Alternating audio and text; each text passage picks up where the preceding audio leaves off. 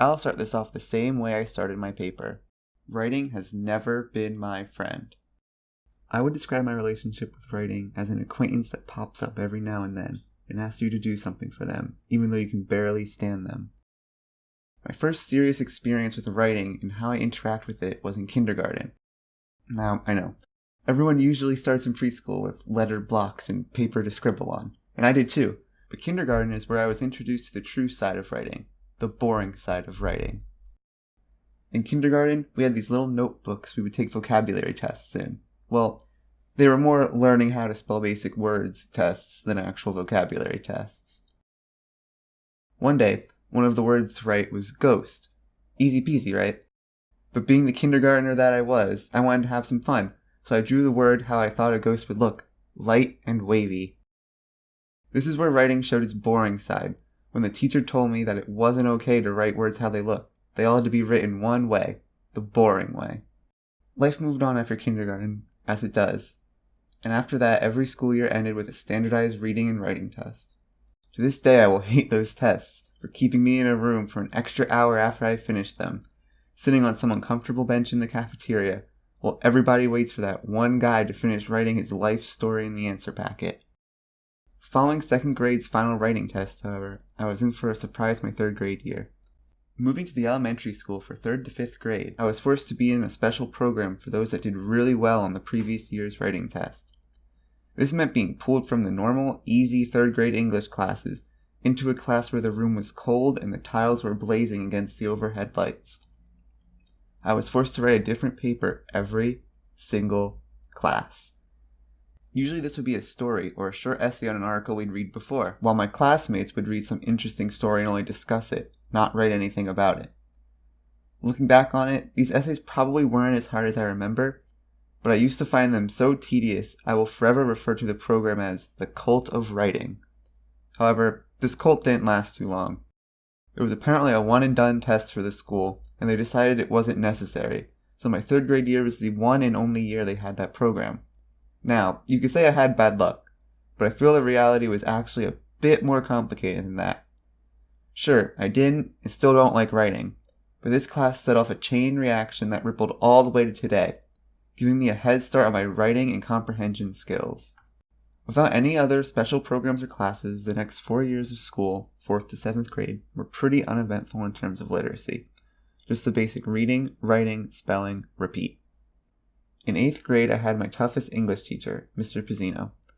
He was a very nice guy, but his vocabulary tests were the absolute worst. We had to use the Sadler Vocabulary Workshop books. And for you that don't know what they are, they're a book chock full of vocab words that almost nobody uses, like poltroon and a fet.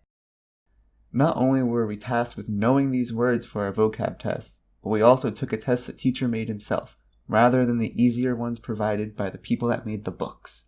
This test was our teacher saying the definition of the word, and we would have to write it down. Now, I know what you're thinking, that sounds easy. But no, the thing is, we had no word bank and no hints. Just a blank sheet of lined paper ripped down the middle and our brains to remember the words. Did I mention that each chapter of this book has 20 words each, with 15 chapters? That's 300 words I've never used since learning them. But the main reason I mentioned middle school wasn't to complain about the vocab tests, although I don't mind complaining about them, but to tell you that Mr. Pizzino single-handedly got me to take writing seriously again after seeing it as incredibly easy for years. He taught English in a way that made each topic its own special thing. I don't know how else to describe it except he revitalized my relationship with literacy as a whole, although I would still never be friends with writing. Okay, enough of middle school. Now we get to the big mama of learning literacy, high school.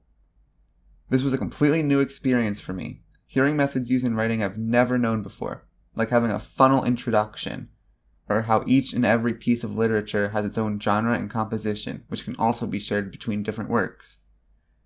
High school was also the place where I had a research paper to write every year for 4 years. During this time, my formal writing style was refined and transformed from a 5-paragraph essay into a proper paper, with transitions, citations, and spending way too much time trying to decide if a comma needed to be in a certain place or not. I was always considered to be a great writer by my teachers, but I still don't like it. There's just something about restricting one's flow of thought to be able to write it down that I don't like. There are so many rules in formal papers that I never want to write them, but I have to. Writing's so abstract yet uniform, so free and strict at the same time, I'd much rather do math than write a paper. Every question in math usually has one concrete answer that no one can argue is false, while writing has an infinite amount of answers to each question.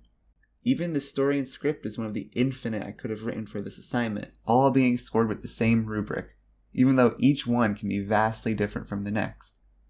I guess one could consider this beautiful, but I just can't see it that way. We all have to write, and we will all have to write for the rest of our lives.